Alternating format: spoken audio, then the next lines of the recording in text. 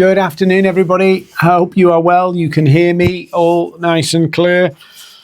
Just make sure the microphone's working. So we are going to be talking about how do you get 2 to 3 clients a month from LinkedIn reliably. And I can see some of you are in the chat, which is great. Hi, Hasibil. Hi, Joe. Let me mute that. And Micah and Kanish. Great to have you on today and joining me.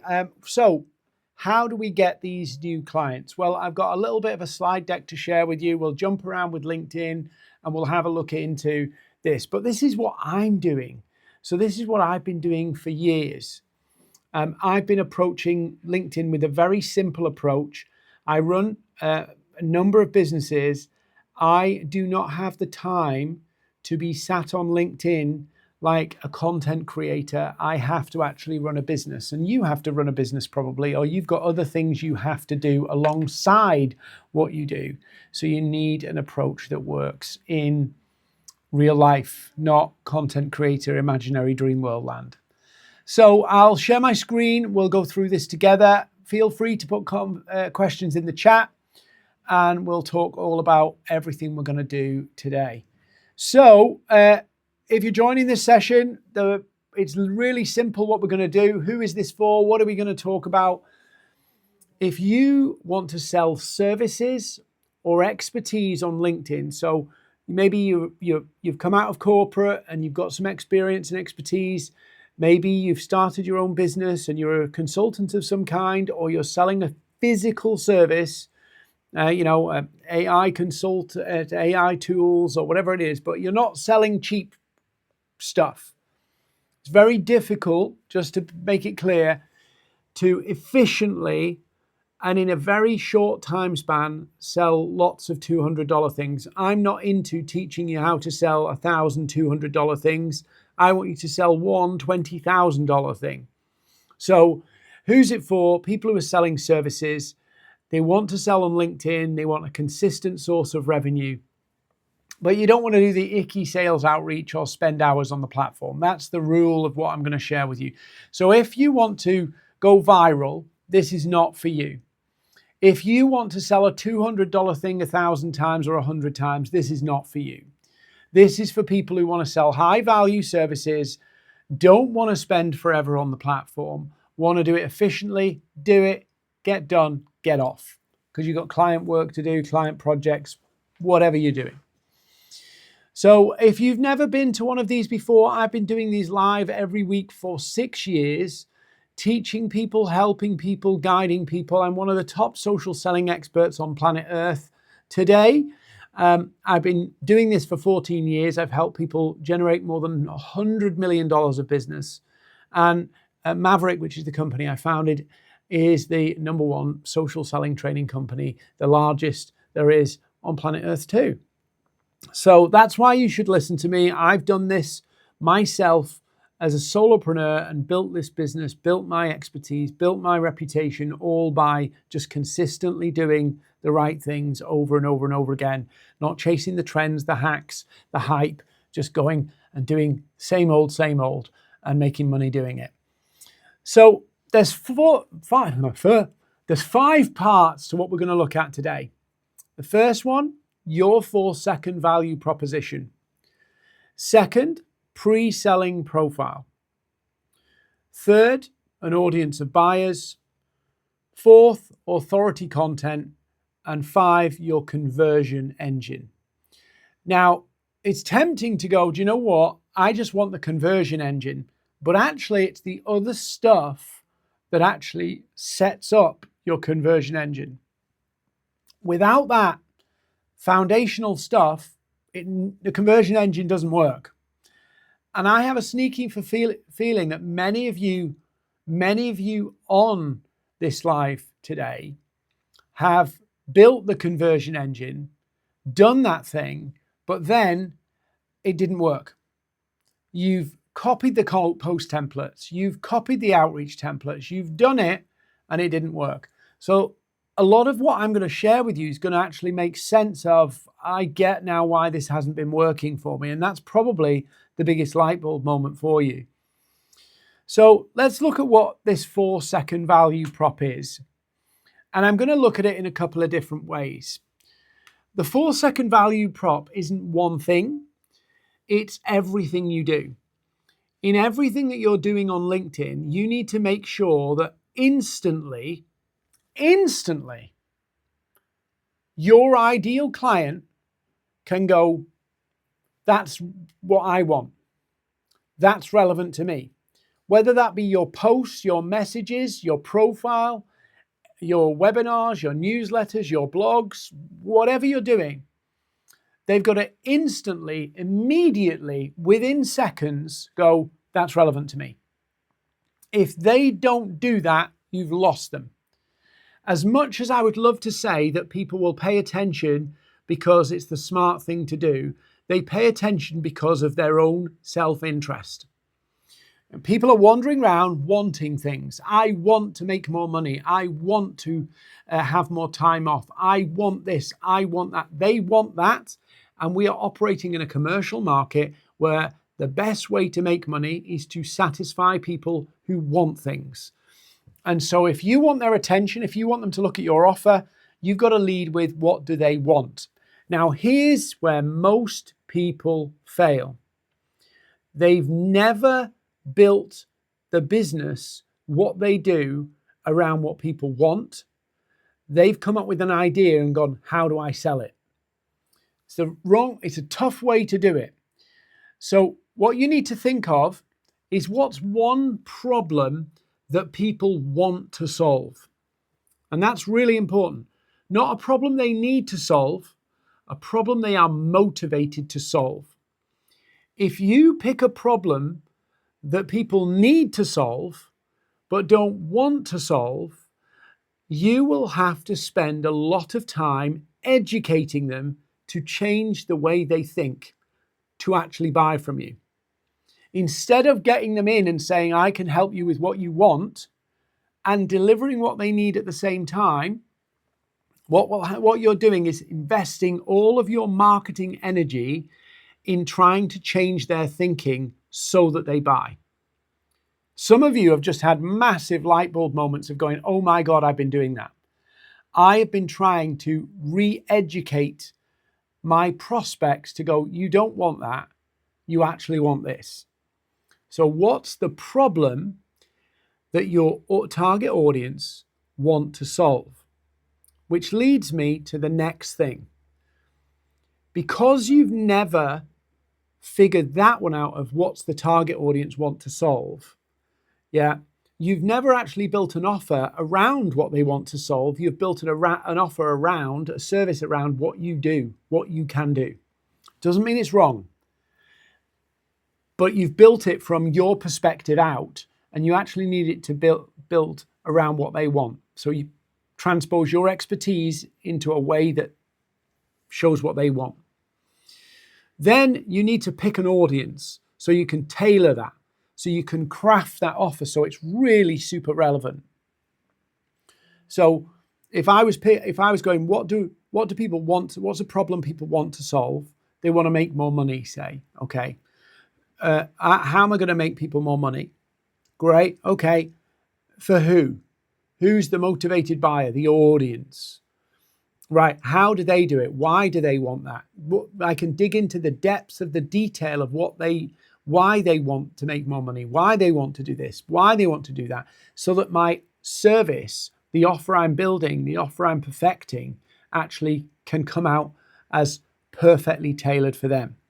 You don't need, if you're selling a $20,000 product or service, you don't need thousands of people to get it. You need 10 people. You need 50 people to make $1 million. 50 people. So if you pick the people, build the offer around them and the problem they want to solve, you can now craft your message, which is your content, which actually sets up that sale. So you're playing a micro game with big money. Think about it like that. Play a micro game with big money. Will you be the most well-known person on LinkedIn? No, but you'll be making good money because you've zeroed in. then you need the process to actually do it. So this is what we call the 5 whys. But it comes down to, you cannot build your 4-second value prop until you understand your 5 whys. Because what will happen is they will be general, they will be vague. They won't quite resonate, like ships passing in the night, close enough to see each other, but just a near miss. You know, you've got the right people hanging around of you, but they don't inquire. It's just a near miss. Yeah. So that's the 4-second is to grab their attention, but you can't build that without and draw that into a process unless you know what they want and you've mapped all of that out against the 5 whys. That's kind of foundational to what you want to do. Next, yeah, people don't buy just because you pitch them. You know that, I know that. We're addicted to stuff like this. You get them every day, I get them every day. They don't work, but people still do it because there's the hope that one of them might bite. The 1 in a million might work. So instead, what you need to do is think about, how do I make this sale as easy as possible? How do I get leads as easy as possible? And it's about first setting up your profile to pre-sell. Pre-selling profile. So what is that? Well, if you go onto LinkedIn, you follow what I'm showing you here today, you will start to get people noticing what you're doing. The right people, those 50, will start to notice what you're doing. And if they come to your profile and you've dialed it in with your 4-second value prop on your profile, guess what? They're now starting to go, that Dean's interesting to me.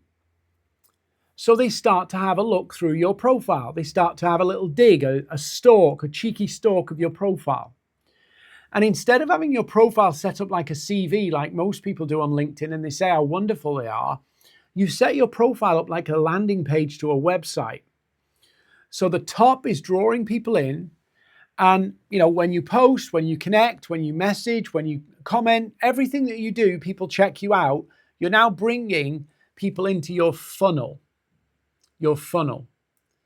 So the more they see of you, the more they trust you. The better educated they are about your offer before we get to a bit further down the line, the easier the sale will be. If I have to tell you today what I do for the first time, and I had to kind of close you on a sale today at the same time, that is a tough gig. But if you've looked at my profile, seen me in your feed, done all of those things a few times over the last couple of weeks, you are way more open.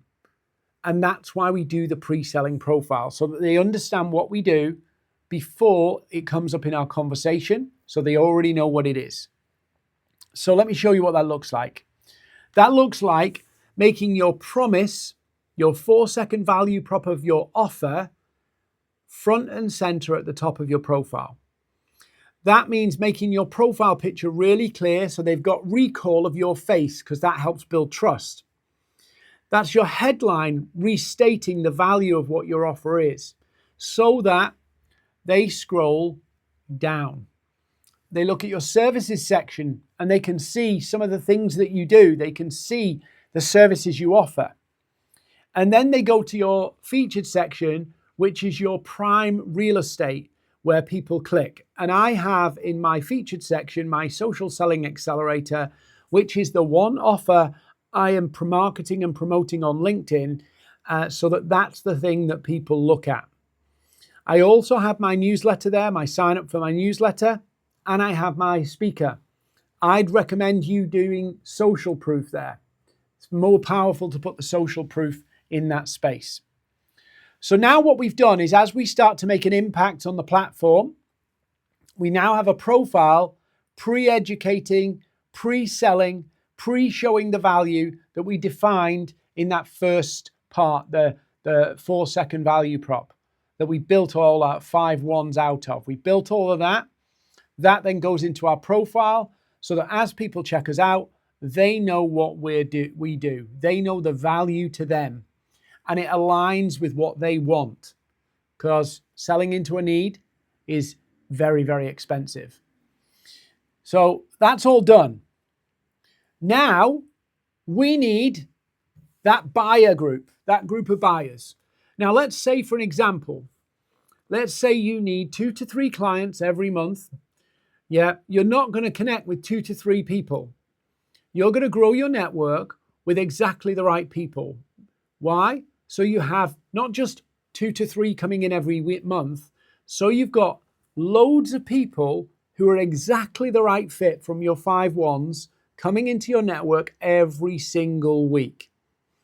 I recommend sending between 10 and 20 connection requests to your ideal market, your ideal client, every single day. Why? You only need 2 to 3 clients. Why that many, Dean? Because some of them will sit in your network and learn about you over the next 2 months. Some of you will take 12 months to really build trust in you. Some of them will come in and they're just discussing that problem right now and will want to talk to you more quickly. If you have that flow of ICPs coming into your network, guess what? You don't have this problem, your network dying. I've met so many people where they say, oh, I've got a great network.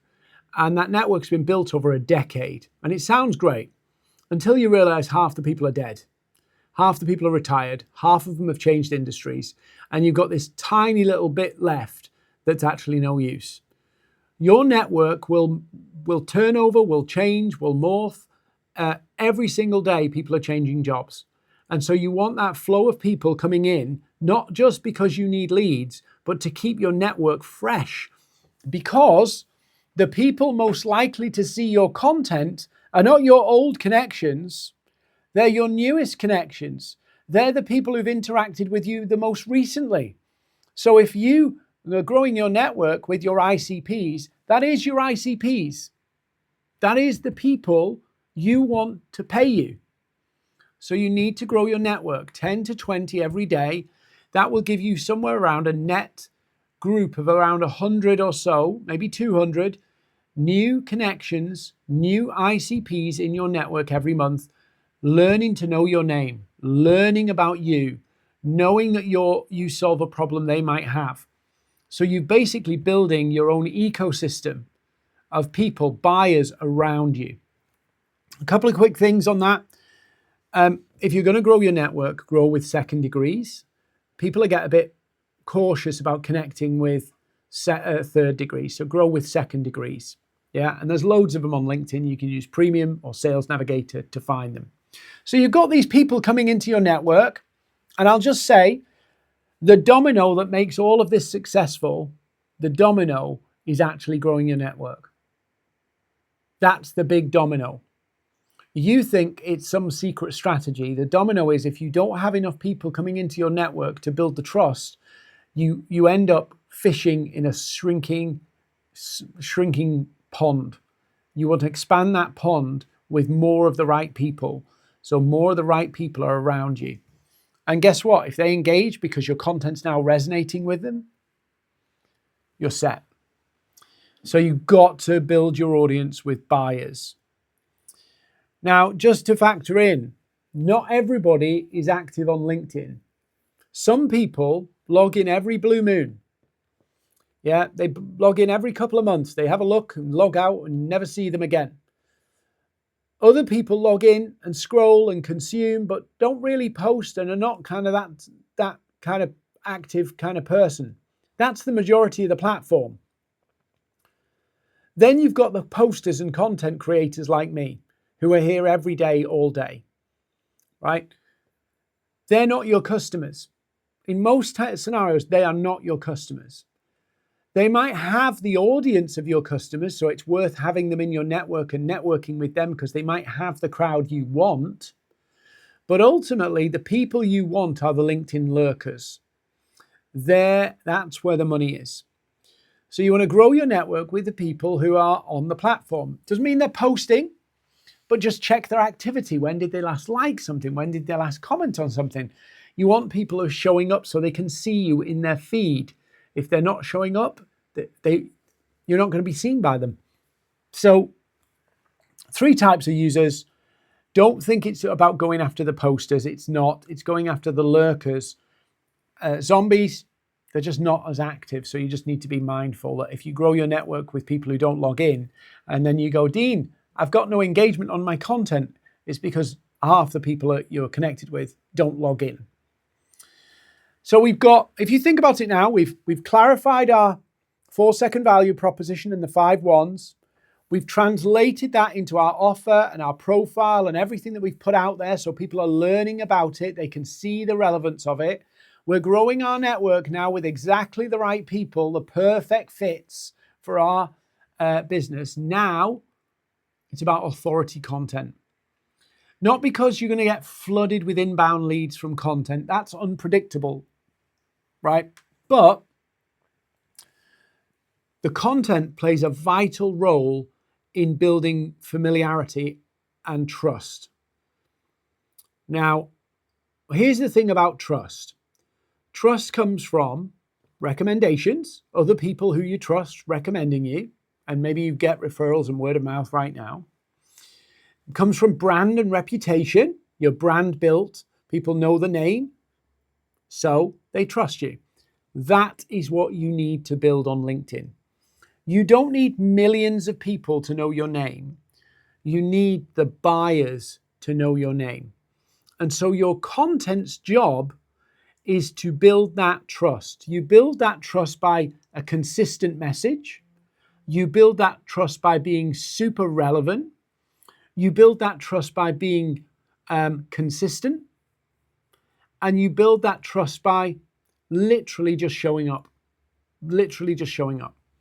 So this is called the mere exposure effect. The more people see you, the more they like you. The more people see about your offer, the more they trust it. So the more they see you, the more open they become to buying. So that's what we're going to do with our content. Yes, we want inbound leads, of course, but we want to build the trust. So how do we do that with content? Well, first off, you cannot put out Wikipedia nonsense. I call it Wikipedia content, where it's factual, without any opinion. It's like the BBC wrote it. It's neutral. A lot of people post neutral content.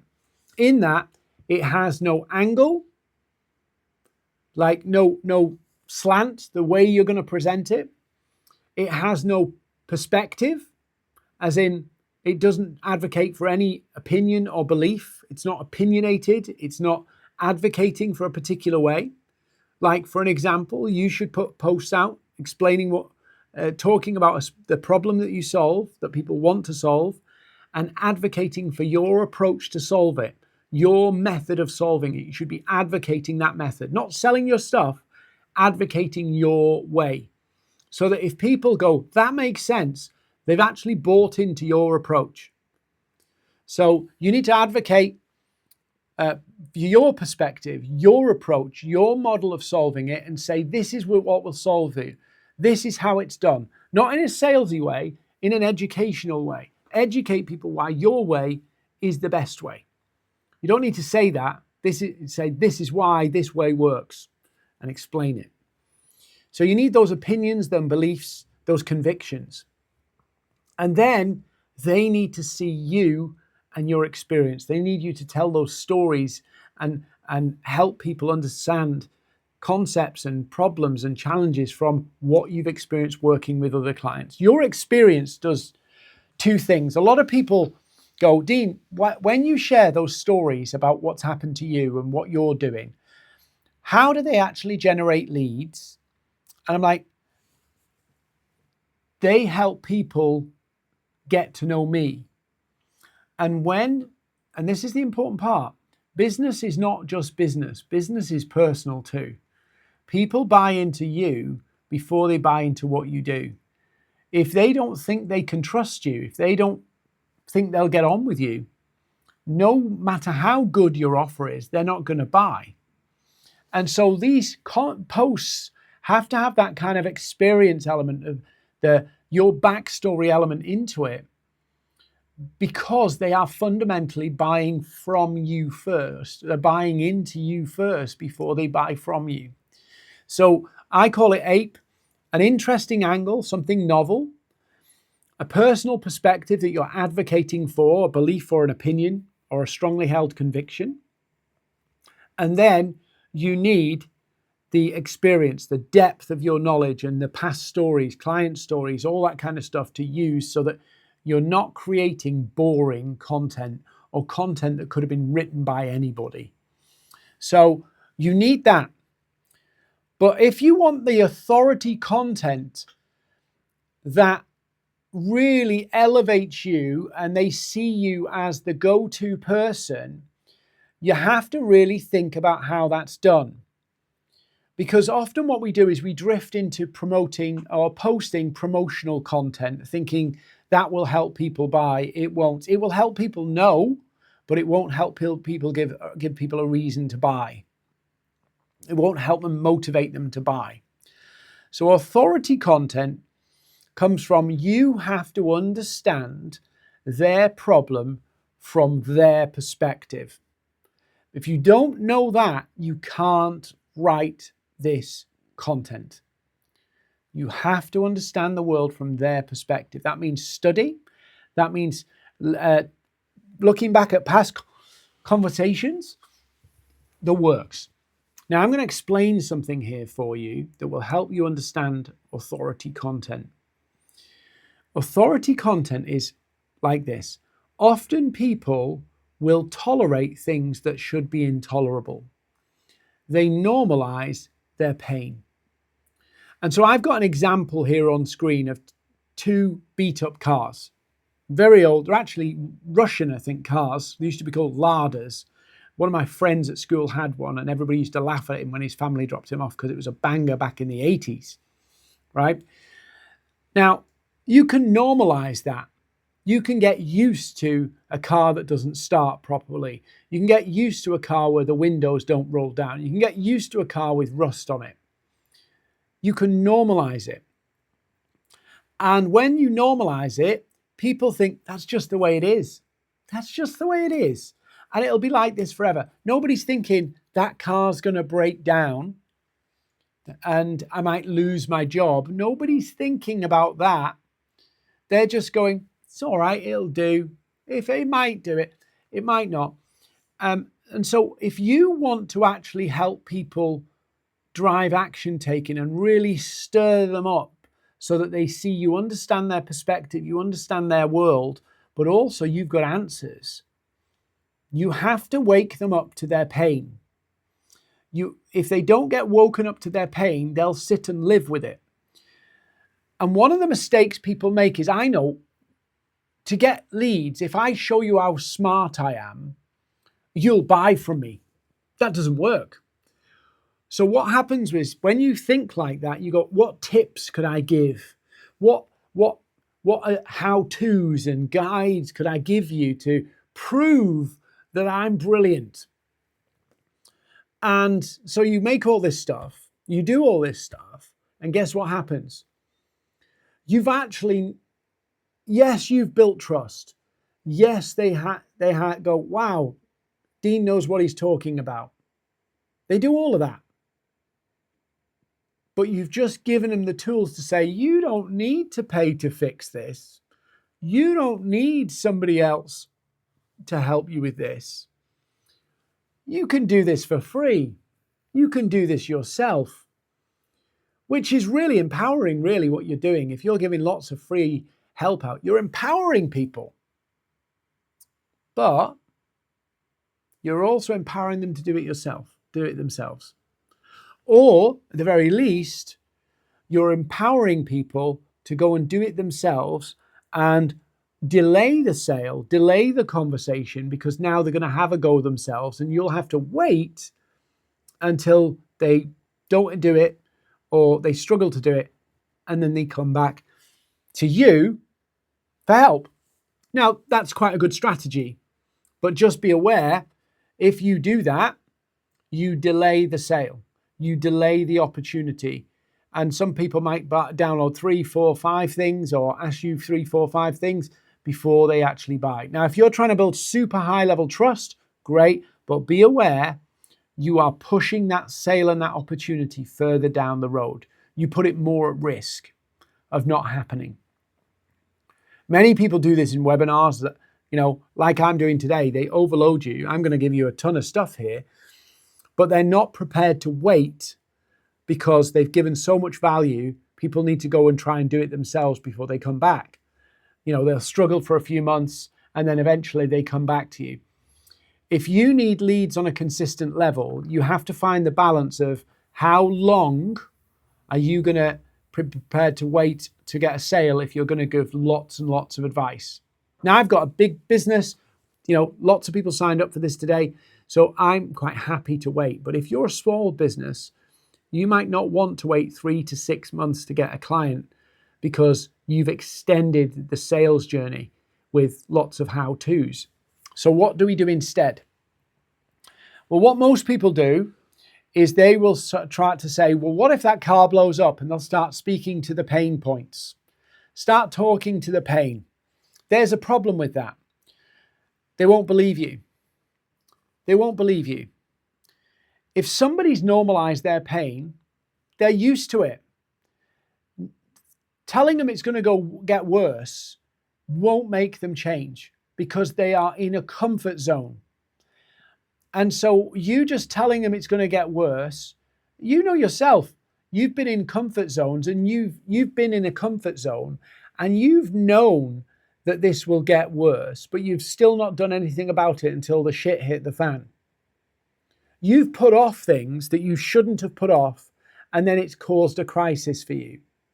So people like to stay in comfort zones, and it doesn't feel like a problem. Once they've normalized their pain, it doesn't feel like a problem whilst they're there. And they go, oh, I'll do it next week, I'll do it next week, I'll do it at 6 months' time, until that comfort zone runs out, till the crisis hits. So if you just go down that route and they've normalized their pain, you will land on deaf ears. Your message will land on deaf ears. And also at the same time, on LinkedIn, there's this weird quirk where people don't like to engage with content that's negative. And often when you talk to the pain points, it comes out as, this is why you've got this problem. Most people do not want to raise their hand by liking and commenting and engaging on a post where, in effect, they feel like if I engage with this in some way, I'm admitting I have that problem.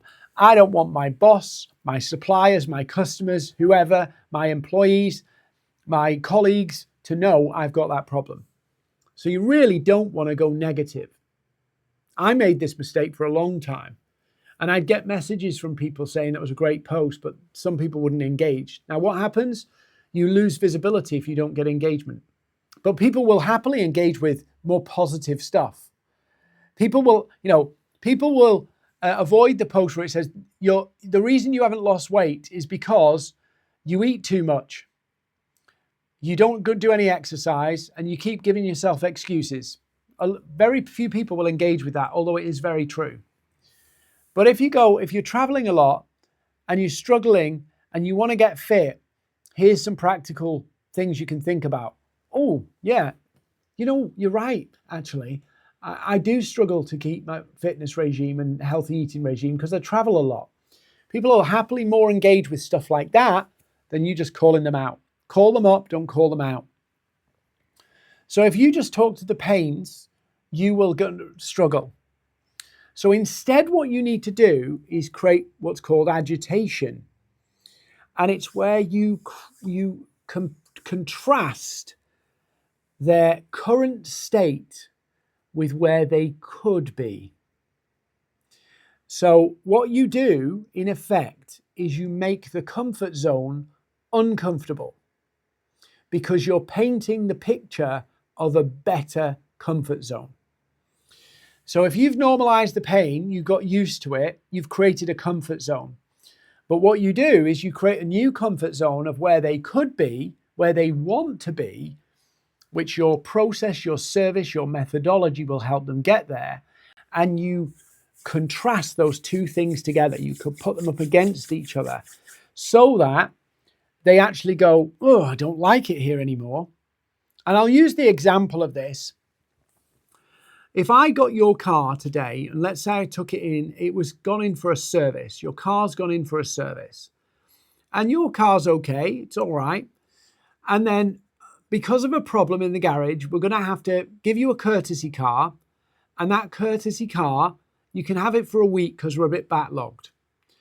So your okay car, whatever your okay car is, and I give you as a courtesy car a brand new £150,000 Range Rover with all the bells and whistles, and you've got this for a week. You're sat in it, you're experiencing it, you're feeling it, all that kind of stuff. And then at the end of the week, do you fancy going back to your old car? It actually will motivate you to go, I need a better car. That is agitation. And in your content, your authority content has to agitate people so that their comfort zone doesn't feel as comfortable anymore. And that gives them the motivation to move. That gives them the motivation to act. That's what your content has to do. Now, will this content go viral? No. But will it resonate with the people who are in that comfort zone and want to get to that destination? 100%. And like I said, for you to do $1 million of sales in the next 12 months, you would need 50 people to pay you 20 grand. And you've got 100 or so people coming into your network every month. So that's 1,200 people. Out of 1,200 people, you've got to get 50 people to convert. Out of 1,200 people, you've got to get 50 people to convert. That is, roughly speaking, about a 3 or 4% conversion rate, which, if you speak to any marketer, is about the average conversion rate. So you see how this is all starting to come together. So the agitation piece is what makes it work. Now, that content's doing its thing. We can't rely on people being prompted by the content. We need something more predictable than that. So we need a lead bridge, what I call a path to pipeline. And there are 5 paths to pipeline you can do on LinkedIn. So these are them. You'll see them on screen. I'll just explain each one a little bit. So first off, you can build an email list or a newsletter off the back of your LinkedIn, and you can get 2 to 3 people per day joining your newsletter. You can see who they are, and you follow up and have some conversations about why they joined and book calls. So that's a really simple one. Yeah. You can do that on LinkedIn, you can do it on email, but it's a really simple one. 2 to 3 people coming into your newsletter each day, and you can say, hey, thanks for joining. What prompted you to sign up? What's your goals? What you're looking to achieve? And you can start a conversation. I'll show you that in a moment. You can do more tight conversion content and some of the campaigns. So things like, you may have seen me talk about it before, loaded polls, really powerful for starting conversations day to day. You can do self-propelling posts, which are ones that drive people to download your lead magnet. You can do content where what I call wow posts, which drive inbound leads because people see themselves in what you're posting. So these are conversion content pieces that you do that are deliberately designed to build and to convert leads. Then you've got events and webinars, exactly like I'm doing now, and I've been doing for the last 6 years. I will teach into a particular topic, teach my approach. And after this call, some people are going to DM me and say, Dean, how can you help me do this? And some of you will go into my email newsletter and be nurtured for the future. And some of you will go off and have a go yourselves and then come back in a few months when you've struggled with some of the implementation, and we'll help you implement. So these events are really powerful because, one, the title of the event gets people to hand raise, but also you're building trust because I'm teaching you as I'm going. So you're getting an in-depth teaching experience with me as I'm showing you how I build my business. I've generated more than $10 million and 125,000 leads from doing one live every single week. And I'm not teaching anything new. I'm just teaching my different elements of my methodology and my approach to getting clients from LinkedIn or any platform. I deploy this on Facebook too. So I'm teaching you my methodology through the medium of live. Really powerful. LinkedIn's brilliant for this. And you can get those people coming into your network are the people who come to the live. That's how it works. So really, really powerful to do. Now, some of you might be more sales led. You might have a 5 or 6 or 7 figure deal you're trying to do with major, CEOs and big companies, corporate sales, shall we say. You need to build the relationships over a longer period. So you need to plan out that process. So this is a much more strategic way to build a relationship with somebody on LinkedIn where the deal value is significant enough that you need to invest time in that relationship. And you pace out the program. Some of you might have seen it. It's called my social selling canvas. It's where you map out your process of what you're going to do with, say, 150 prospects over the next 4 weeks to get conversations.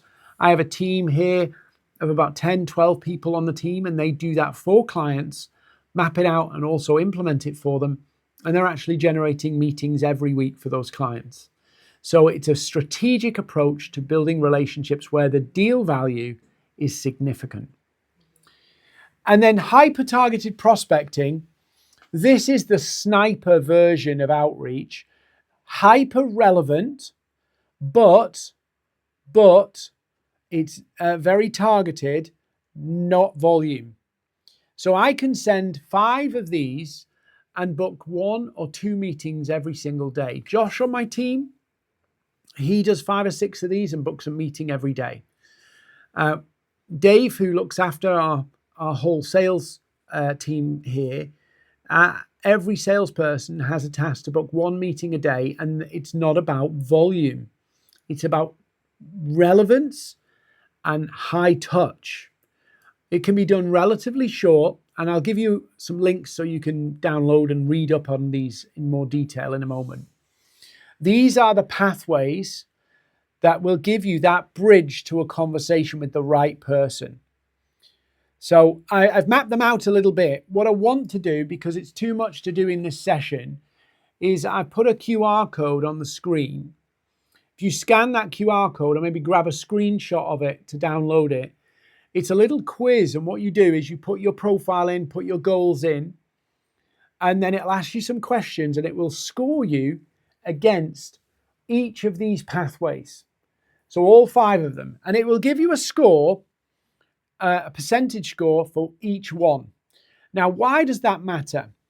Well, hyper-targeted outreach, the sniper, for an example, is the most successful with the highest meeting booking rate of any. But if you're a coach or you're a subject matter expert, you might find it a little bit icky outreaching. You might want instead, and you might feel more comfortable writing. So you might be more comfortable writing articles and insights and sharing them through to your ICPs and then booking a call through that. And there's a whole mechanism involved in that, but you might be more comfortable doing that.